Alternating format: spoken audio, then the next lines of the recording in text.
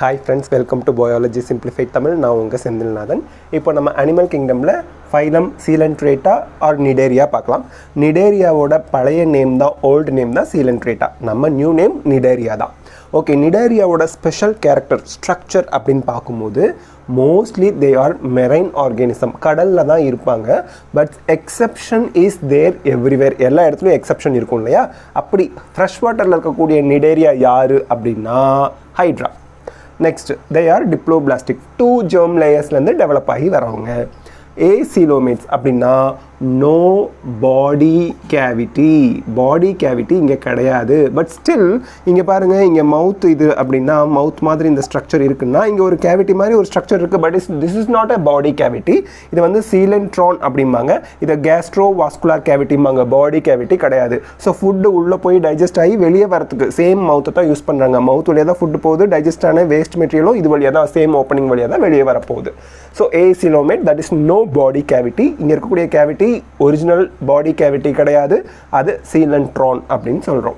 Next, holozoic, they take solid ஃபுட்டை சாப்பிட்றாங்க. Next, the digestion is both intra and intercellular. Intra செல்லுலார்னா ஒவ்வொரு செல்லுக்குள்ளேயும் டைஜஷன் நடக்கும். இன்டர்செல்லுலார்னா இந்த கேவிட்டியில் டைஜஷன் நடக்கிறது. ஓகே, நெக்ஸ்ட்டு ரெஸ்பிரேஷனும் எக்ஸ்க்ரீஷனும் த்ரூ பாடி சர்ஃபேஸ் வழியாக தான் எக்ஸ்சேஞ்ச் ஆஃப் கேஸ், அப்புறம் எக்ஸ்க்ரீஷன், வேஸ்ட் மெட்டீரியல் ரிமூவ் பண்ணுறது, இதெல்லாம் நடக்குது. தே ஆர் அமோனோடெலிக்னா என்ன? வேஸ்ட் மெட்டீரியல் எக்ஸ்க்ரீஷன் வந்து என்ன மெட்டீரியல், என்ன நைட்ரஜன் வேஸ்ட்டை ரிலீஸ் பண்ணுறாங்க? அம்மோனியாவை. அதனால தான் இதை வந்து அமோனோடெலிக் அப்படின்னு சொல்கிறோம். நெக்ஸ்ட்டு, பாடி வால் அப்படின்னு பார்க்கும்போது இந்த வால், இந்த ரீஜனை நம்ம ஜூம் பண்ணி காமிச்சிருக்கோம் பாருங்கள். 2 லேயர் இருக்குது பாடி வாலில். ஒன்று எபிடெர்மிஸ், இன்னொன்று கேஸ்ட்ரோடெர்மிஸ். இன்னர் சர்ஃபேஸ், இந்த சர்ஃபேஸில் இருக்கிறது கேஸ்ட்ரோடெர்மிஸ், அவுட்டர் சர்ஃபேஸில் இருக்கிறது எபிடெர்மிஸ்மோ. இந்த எபிடெர்மிஸில் ஸ்பெஷல் செல்ஸ் இருக்குது. இந்த க்ரீன் கலரில் டாட் வச்சுருக்கேன் பார்த்தீங்களா, அதுக்கு பேர் ஸ்பெஷல் செல்ஸ். அந்த ஸ்பெஷல் செல்ஸை வந்து நம்ம நீடோபிளாஸ்ட் அப்படிங்கிறோம். இதில் ஸ்டிங்கிங் செல்ஸ் இருக்குது, அதை ஸ்டிங்கிங் செல்ஸ்னு சொல்கிறோம். டிஃபென்ஸுக்காக அது செயல்படுறதுனால அந்த ஸ்டிங்கிங் செல்ஸ் அப்படிங்கிறோம். இந்த நீடோபிளாஸ்டோட ஸ்ட்ரக்சர் பார்த்திங்கன்னா கீழே இப்படி பல்ஜ் ஸ்ட்ரக்சராக இருக்குது, இங்கே நியூக்ளியஸ் இங்கே இருக்கும்.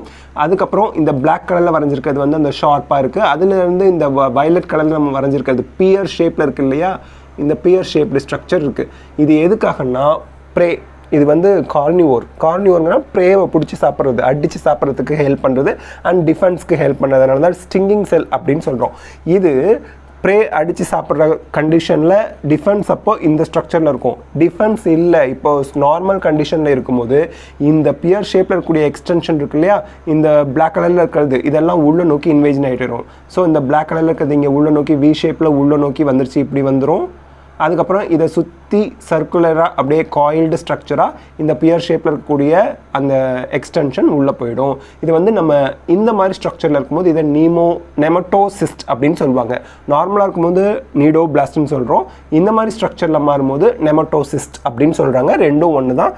எபிடெர்மிஸ் ரீஜனில் இருக்கக்கூடிய ஸ்பெஷல் செல்ஸ் இவங்க. நெக்ஸ்ட்டு, இவங்க காலனிஸாக மாறும்போது ஜூவாய்ட்ஸ் அப்படின்னு சொல்கிறாங்க. இந்த காலனிஸாக மாறும்போது 2 டைப்ஸாக நம்ம சொல்கிறோம் லோகோமோஷனை பேஸ் பண்ணி.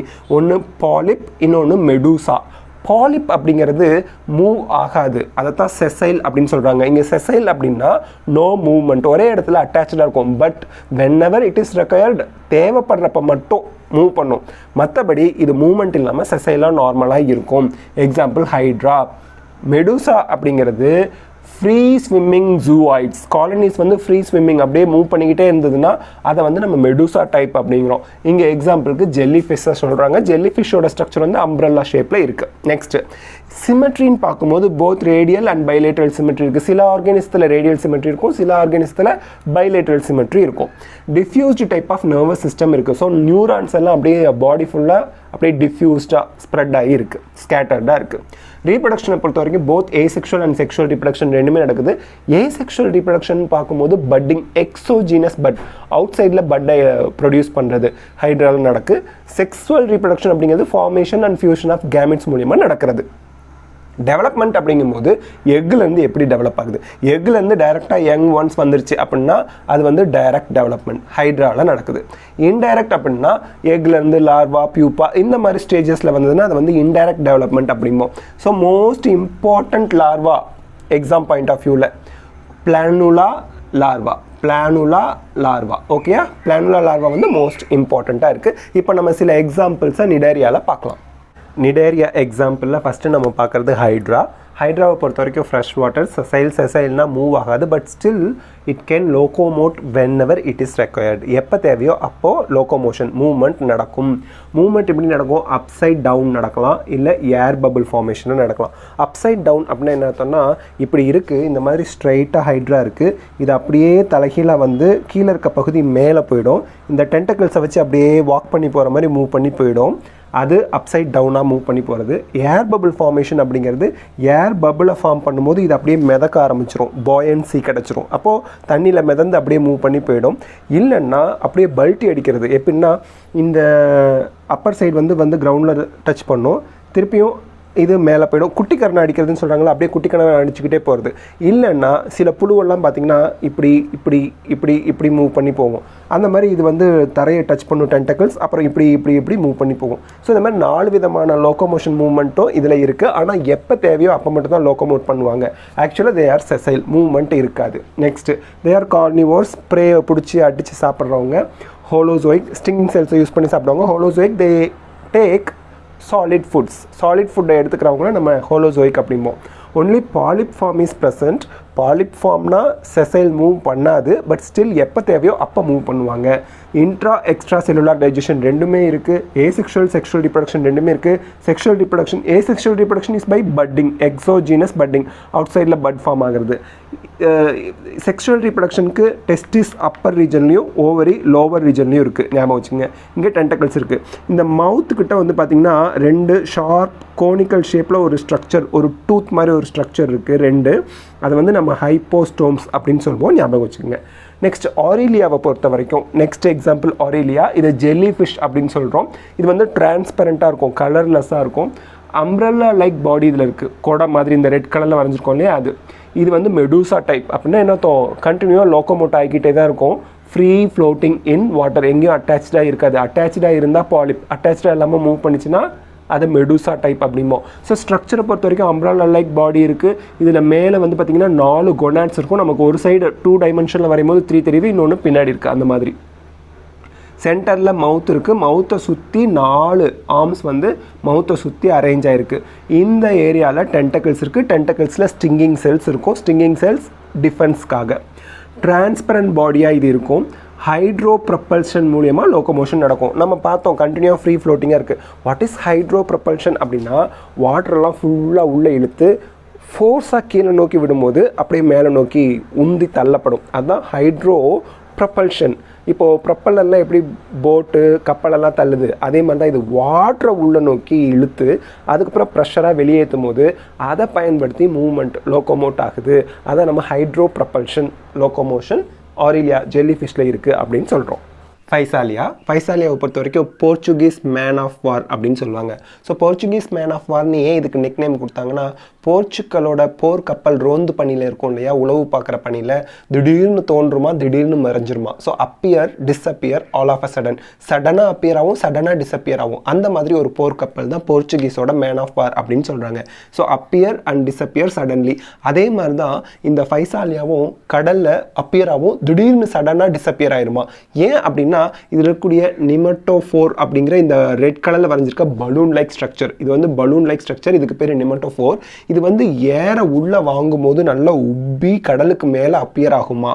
எப்போ ஏர் ஃபுல்லாக ரிலீஸ் பண்ணிடுச்சோ, ஏர் அவுட் ஆகும்போது டிஸ்அப்பியர் ஆகும். சடனாக அப்பியர் ஆகும், சடனாக டிஸ்அப்பியர் ஆகும். அதனால தான் இதுக்கு வந்து போர்ச்சுகீஸ் மேன் ஆஃப் வார் அப்படிங்கிற ஒரு நிக் நேம் கொடுத்தாங்களாம்.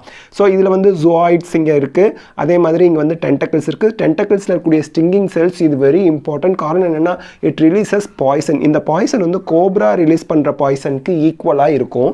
இது வந்து நியூரோடாக்சின், சென்ட்ரல் நர்வஸ் சிஸ்டத்தை போய் டேமேஜ் பண்ணக்கூடிய அளவுக்கு இது மிகப்பெரிய விஷத்தன்மை வாய்ந்த ஒரு டாக்ஸினா பாய்சனை இது ரிலீஸ் பண்ணுது. Both polyp and Medusa stage ரெண்டுமே இதில் இருக்குது. பாலிப்னா செசைல் மூவ்மெண்ட்டே ஆகாமல் ஒரே இடத்துல பர்மனெண்ட்டாக இருக்கக்கூடிய காலனி. மெடூசா அப்படிங்கிறது எப்போவுமே மூவ் ஆகக்கூடிய ஒரு காலனி. 2 டைப் ஆஃப் காலனியுமே ஜூவாய்ட்ஸுமே ஃபைசாலியாவில் இருக்குது.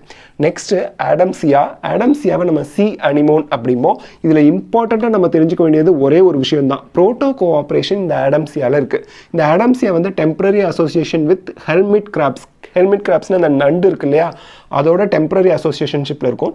ரெண்டுமே பெனிஃபிட் ஆகும், ஆடம்சியாவுக்கும் பெனிஃபிட், கிராப்ஸ்க்கும் ஹெனிபிட். ஸோ கிராப்ஸ் எங்கெல்லாம் போகுதோ அங்கெல்லாம் ஆடம்சியா போகும். ஆடம்சியா கிராப்ஸ்க்கு ப்ரொடெக்ஷனை கொடுக்கும், ஏன்னா இங்கே டென்டக்கிள்ஸ் அண்ட் ஸ்டிங்கிங் செல்ஸ் இருக்கிறதுனால.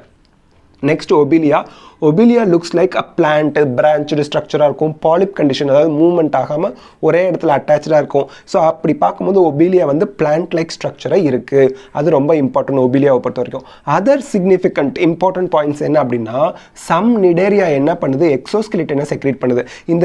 அந்த நிடேரியாலாம் செத்து போனதுக்கப்புறம் அந்த எக்ஸோஸ்கெலிட்டன் அப்படியே கீழே வந்து செடிமெண்ட் ஆகும். அதுக்கு மேலே நியூ நிடேரியா வளரும். அந்த நிடேரியாஸ் ஆகும்போது அதோட எக்ஸோஸ்கெலிட்டன் அப்படியே விட்டுட்டே போகும். அப்படியே எக்ஸோஸ்கெலிட்டன் சேர்ந்து அந்த எக்ஸோஸ்கெலிட்டன் கோரல் ரீஃப்ஸை ஃபார்ம் பண்ணுது. எக்ஸோஸ்கெலிட்டன் எதனால் ஆனதுன்னா கால்சியம் கார்பனேட் அப்படிங்கிற ஒரு காம்பனண்ட்னால ஆனது. ஸோ இந்த கோரல் ரீஃப்ஸ் ரெண்டு விதமாக இருக்குது, பேரியர் ரீஃப், அட்டால் அப்படின்னு ரெண்டு டைப்பு. பேரியர் ரீஃப் அப்படிங்கிறது எக்ஸாம்பிளுக்கு great barrier reef in Australia. இந்த பேரியர் ரீஃப் வந்து பார்த்தீங்கன்னா parallel to ஷோர், கடற்கரைக்கு பேரலாக அது அப்படியே படர்ந்து வளரும். 1920 கிலோமீட்டர் லென்த்து ஆஸ்திரேலியாவில் இருக்கக்கூடிய கிரேட் பேரியர் ரீஃப் இருக்குது. ஸோ 1920 கிலோமீட்டர், 1920 கிலோமீட்டர் டிஸ்டன்ஸ்க்கு அது படர்ந்து இருக்குது. அட்டால் அப்படிங்கிறது சர்க்குலர் ரீஃப். இது வந்து ஒரு தீவு மாதிரி வளர்ந்துருக்குமா, கடலுக்கு நடுவில் நல்லா மேடாக வளர்ந்துருக்கும். லக்ஷத்வீப்பை வந்து நம்ம அட்டால்க்கு எக்ஸாம்பிளாக சொல்லலாம். அண்ட் ஹைட்ராவை பொறுத்த வரைக்கும் வெரி இம்பார்ட்டண்ட் சிக்னிஃபிகன்ஸ் என்னென்னா, சிம்பயாட்டிக் அசோசியேஷன்ஷிப் ஹைட்ராவில் இருக்குது. யார் கூட அப்படின்னா ஆல்கே கூட.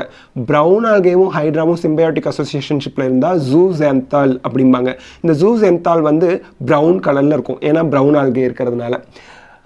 ஜூ குளோரல்லா அப்படிங்கிறது ஹைட்ராவுக்கும் க்ரீன் ஆல்கேக்கும் இடையில இருக்கக்கூடிய symbiotic associationship. So hydra animal தான், பட் ஸ்டில் இது க்ரீன் கலரில் சில ஹைட்ரா இருக்கிறதுக்கு காரணம் என்னென்னா, க்ரீன் ஆல்கே குளோரல்லா க்ரீன் ஆல்கேவோடு இருக்கக்கூடிய சிம்பயாட்டிக் அசோசியேஷன்ஷிப்னால. ஸோ அதனால் இந்த ஜூ குளோரல்லா அப்படிங்கிறோம். So these are the things we should know about the phylum Cnidaria. இந்த வீடியோ உங்களுக்கு ஹெல்ப்ஃபுல்லாக இருந்தால் லைக், ஷேர், கமெண்ட் பண்ணுங்கள். பயாலஜி சிம்பிளிஃபைட் தமிழுக்கு சப்ஸ்கிரைப் பண்ணுங்கள். தேங்க்யூ.